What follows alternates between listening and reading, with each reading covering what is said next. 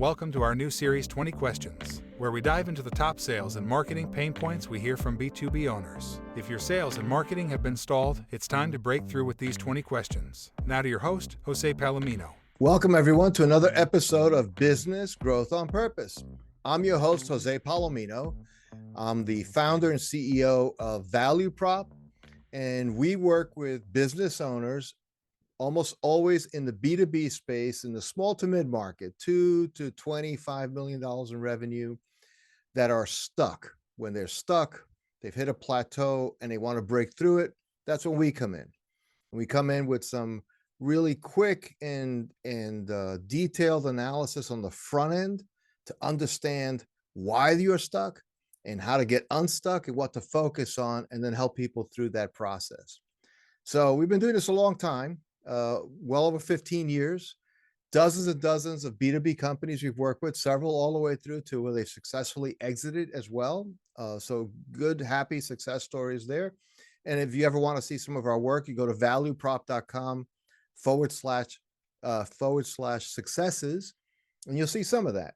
So as we launched our show a couple of years ago, and we're getting close to episode 300 now, we wanted to interview people who really knew a lot about the things that needed to be done to grow a business, whether that was marketing, SEO, analytics, sales process, sales approach, mindset, those kinds of things.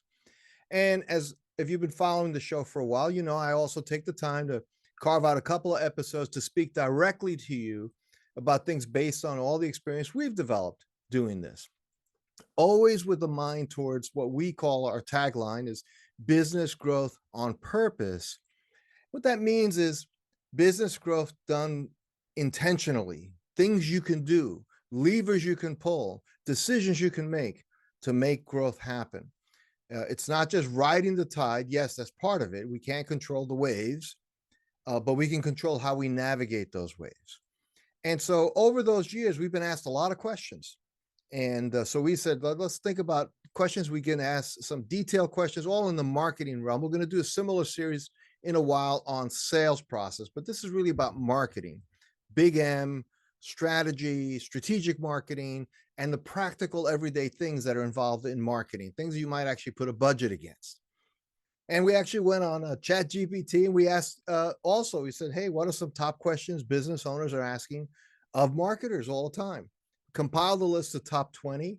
Prior to episodes, we covered 10 questions so far. We'll cover 5 on this episode and 5 on another episode. And if, as you listen, you think, well, wait a second, there's something I disagree with, or there's something I actually think should also be covered. I'd like to hear what Jose has to say about this and what his experience and Value Prop's experience has been in this arena. Anything like that, just drop me a line. You could always reach me at jose@valueprop.com.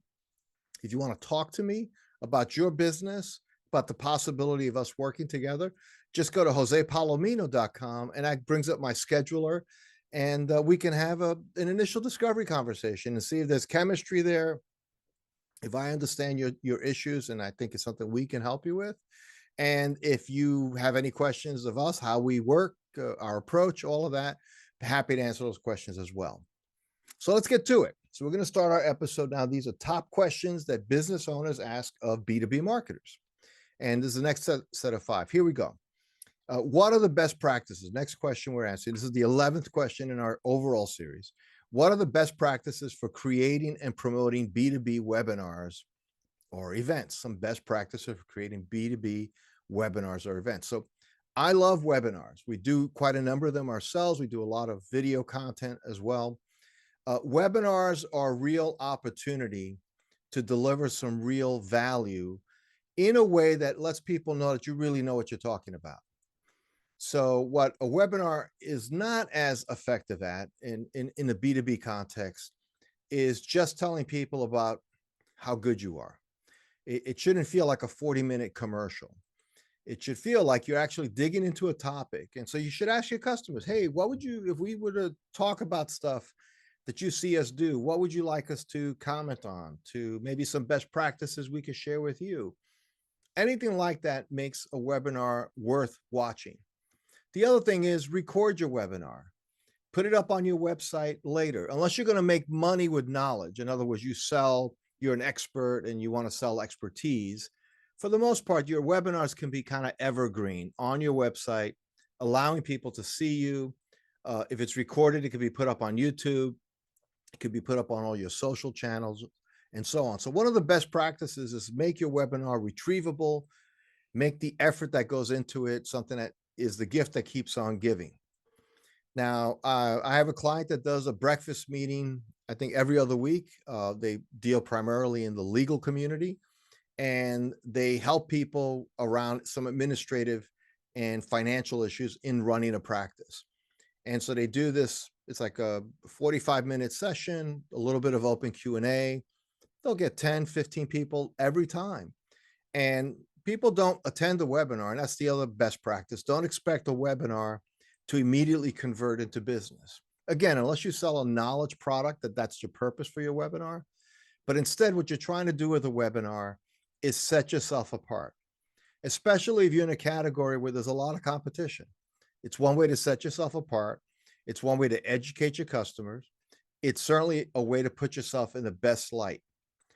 Now, as far as presenting a webinar, not everybody is a comfortable speaker, or some people want to just have a lot of slides. I'd say a combination is good. Like if you are the owner or you're the head of sales, make yourself shown on the camera like I'm doing now in this episode, and then you can share some slides. Basic rules of PowerPoint presentations apply.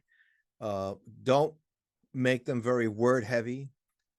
Bullets, 3 or 4 on a slide that you then speak to, you add value to.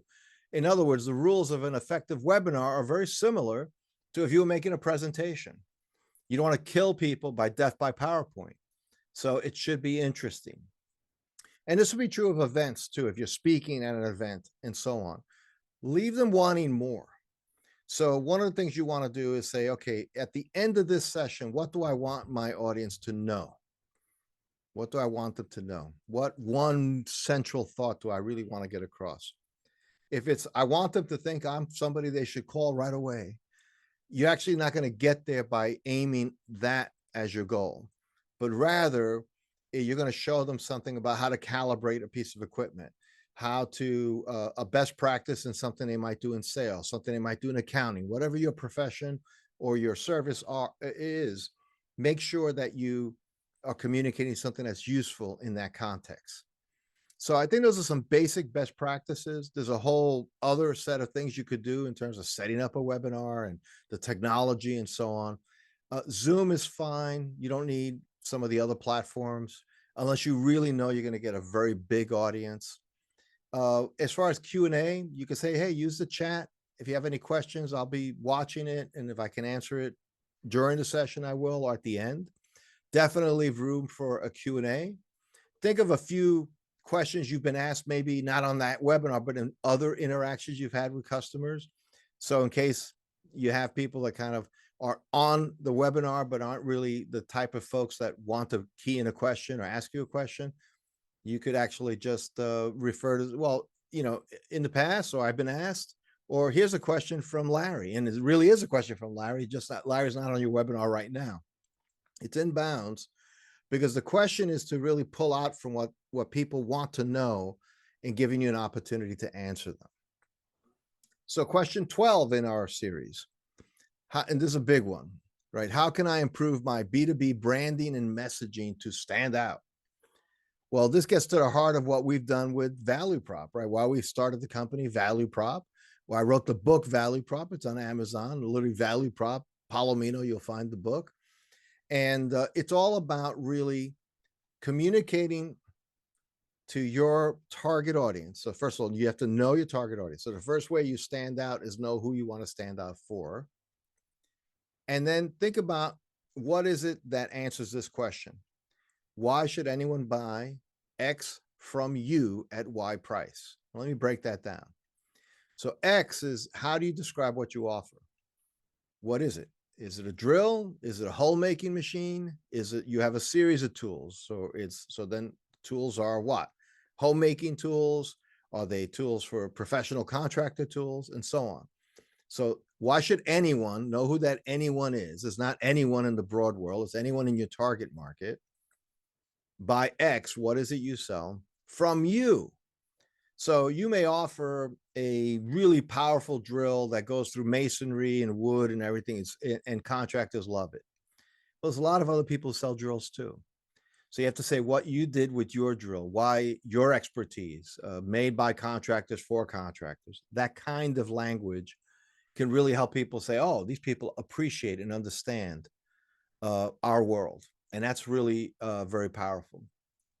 And at why price? So you may want to charge a premium. You say, well, we do it better. Well, you have to answer that why question. Why should that anyone in your target audience buy the drill from you at the price you're asking for it? So that isn't what you necessarily write on your website as your message, but you have to have the answer to that question so that you can develop the branding, the messaging you want.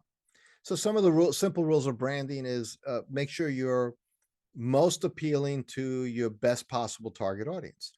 So if you're selling in a service that you really focus on people in the entertainment industry, you might have a certain color scheme, a certain font scheme.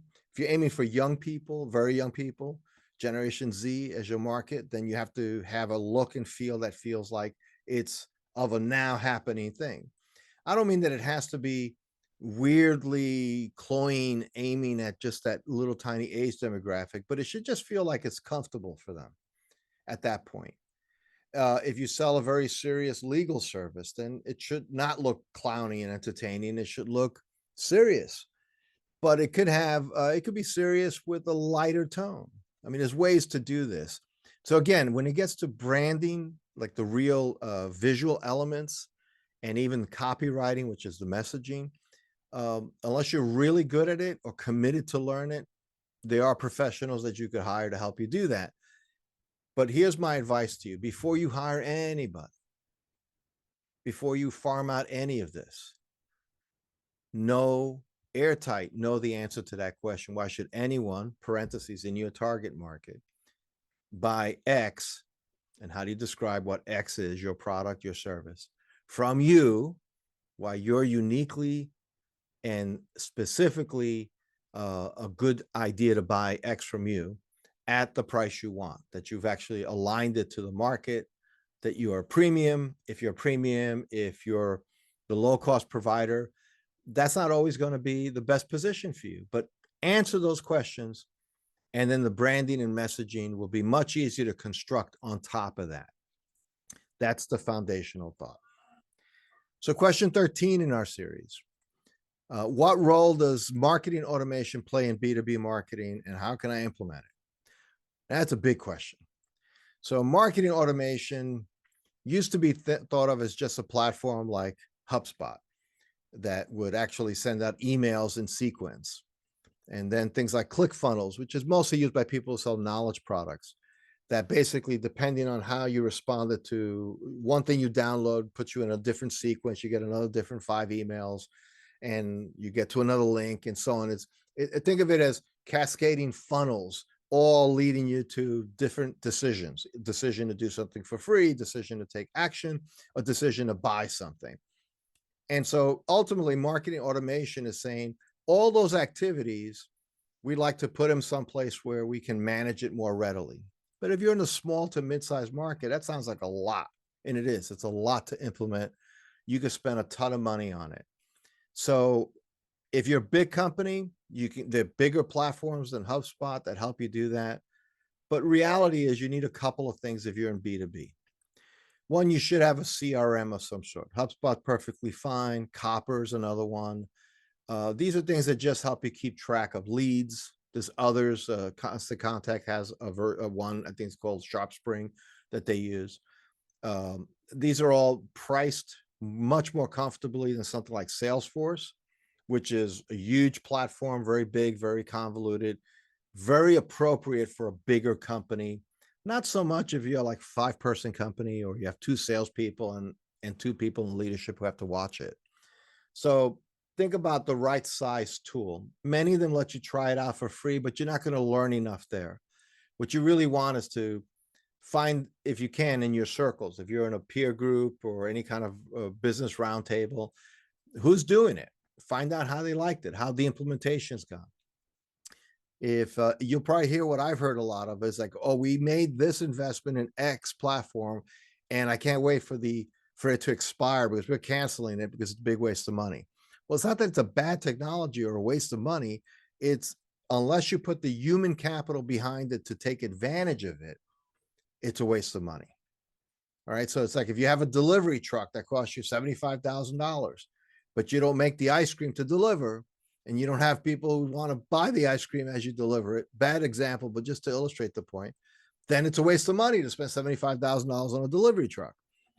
But if you are making the ice cream and you have customers on a route who are willing to pay for it, then it makes sense. So what's the analogy here? How does it work out in marketing automation? Simply put, you have to think of the tasks that are repetitive tasks that you're committed to do, and if it can do it more easily for you. So there are platforms that will help you stay in touch on social media. There are platforms that will certainly control email, that will even track your phone calls. There's no lack of technology that will do just about all of those things. Here's what I think you need to do if you're a small company, by and large. CRM, some way that you can record critical information on conversations you're having or somebody's having on your team with prospects and customers that actually let you create what's called an opportunity. If you're in the kind of business that you sell deals, you work a deal and you sell it, and that you can track the relative value of those deals over time. You can do that on a spreadsheet, but CRM makes it a lot easier. And it also makes it more visible to other people in your organization. Secondly, email, not just your Outlook or your Gmail, but some automated email messages. And I strongly suggest that you have what's called like an auto, in the old days, they call them autoresponders, that you get an email address, it goes into the database, and they start receiving message 1, 2, 3, 4. And if you create 26 messages, you can have a year. Every other week, they get a message automatically. And everybody new maybe downloads a PDF from your site, gets added to the list. They can opt out, of course. You do everything properly with any of the platforms like MailChimp and so on. And they will get an email. And those emails, we've talked about in one of the other answers to this series about what should go on the email. But the point is that is simple. You can do that. That gets you started. Bigger platforms have a lot more power, but they are also massively more complex to get value from. And you must commit to the time to take advantage of it. So there's definitely like an inverse relationship between little investment of your time. Well, the direct relationship, little investment of your time will give you little results. Significant investment will give you a much greater result. And there is an inflection point where your investment, the value you get exceeds your investment, but there's a hump you have to get by. And so most of these platforms, they all tell you it's very easy. They'll show you the demo, 1, 2, 3, click, click, click. It's magic. It's just not so. You're going to probably need a consultant, a HubSpot consultant, somebody to help you implement, somebody to keep you on track and what you get out of the platform. So definitely use marketing automation, but definitely get some help to do it. And know that no matter how inexpensive, even if they gave it to you for free, you're going to spend some money to take full advantage of the platform, even at the basic level. It just is what it is. It takes time to, somebody give you a word processor, it doesn't mean you're going to write a novel easily just because you could type anything. It takes time to take advantage of the tool. All right, question 14. How can I effectively use analysis or analyze things to make informed marketing decisions? So this is critical. It gets into a little bit, it crosses over a little bit into like sales management, but one of the best things you could do, especially if you have more than like 10 customers, is analyze your customers. What do I mean by that? Analyze your revenue per customer, analyze your margin per customer. You may find, especially if you're a contractor, like a manufacturing contract or contract manufacturer, that your biggest customer, which could be a national name brand that does 60% of your revenue, only contributes 30% of your margin. Because they're big, they can squeeze you on price, they can squeeze you on terms, and you find, boy, not only am I making less margin, I take longer to collect. These are all reality check things that you have to take into account. So analysis helps you decide where should you put more time and energy. And one thing, Richard Koch, the KOCH, he wrote a book called the 80-20 Principle, and he wrote a version of that, the 80-20 Sales Principle. And it's just the 80-20, or also known as Pareto's Principle, the Italian mathematician, I guess 200 years ago, came up with, was simply that most things accumulate, most results in any system will aggregate to about 20% of the inputs. So 100% of your customers is 100% of your revenue. Makes sense. But 80% of your revenue is probably in just 20% of those customers. The other 80% are generating the other 20%. So if you have $1 million business, 800,000, 750, somewhere in that area are coming from just 20% of your customers. So if you have 100 customers, just 20 are producing that. But this is also what they call in math a fractal principle. It means if you reduce it till you get to where you can't reduce it below number one, it holds as well. Meaning, of that 20% of your customers, and I use the example of 20, that generated 800,000 in your $1 million business, just so you keep the example simple and round, 20% of that 20 produce 80% of that amount of money, the 800,000. So that's 4, just 20% of 20 is 4, producing about $640,000 of your revenue. So when you start thinking about it that way, you realize, oh, I have, and you don't go below that because it's too small. But if you had 1,000 customers, you could probably do another round where it'll just keep following down till you get to the smallest meaningful number.